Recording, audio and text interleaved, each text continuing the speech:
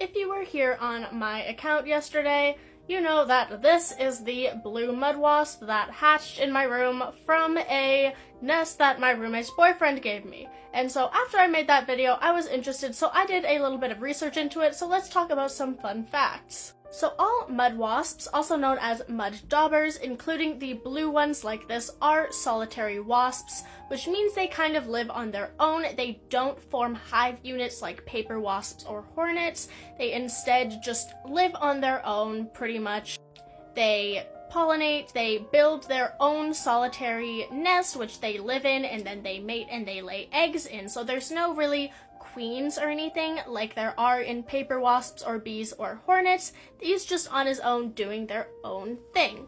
They build these very cool nest structures out of mud and kind of like wasp spit that they lay their larvae in, that you can kind of see up there. This is the larva cases, and that's likely where this little buddy hatched out of. Now, mud wasps tend to be very, very non-aggressive. They're super chill. They really don't sting unless they absolutely have to, so now I do kind of a little bit feel bad about killing this guy because he was just minding his own business, but he's a very cool addition to my bug collection. I do feel a little bit bad though because they're pretty chill. They don't really pose any harm unless you actively harass them. They also have a very mild venom too, so if you do happen to get stung, it will not hurt very much. I don't know where it falls on like the pain index. I've never been stung by a mud dauber, but reportedly it's even less painful than like a paper wasp sting or a regular bee sting, so you really have nothing to worry about from these guys.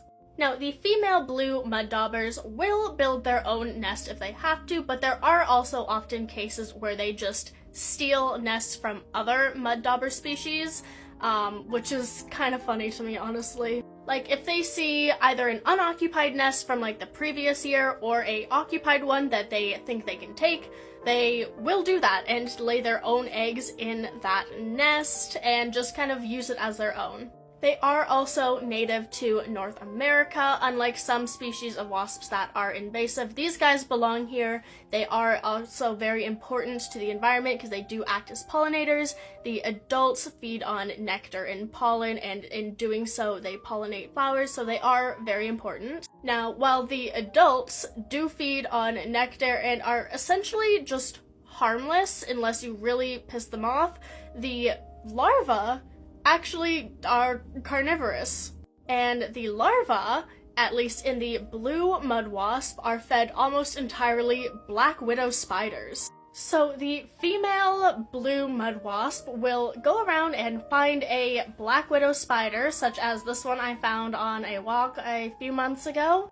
And like other spider wasps, they will attack the spider, sting it with its venom, which paralyzes the spider, but again is essentially harmless to humans, but it paralyzes the spider. Then it will pick up the spider and drag it, fly it, however it can, get it back to its nest, where the larva will eat it and grow and become new wasps. So this is very interesting. This wasp, which is essentially harmless, does prey on one of the more dangerous spiders found in North America, which I think is pretty neat and also real badass, because this is a really cool looking wasp and it's a really cool looking spider. So I think it's just really neat all around, the whole life cycle. And again, I'm very happy that I caught this guy. This is the first time I've ever seen a blue mud wasp, and I'm very happy I could add it to my collection, even if I do feel a little bit bad about killing it.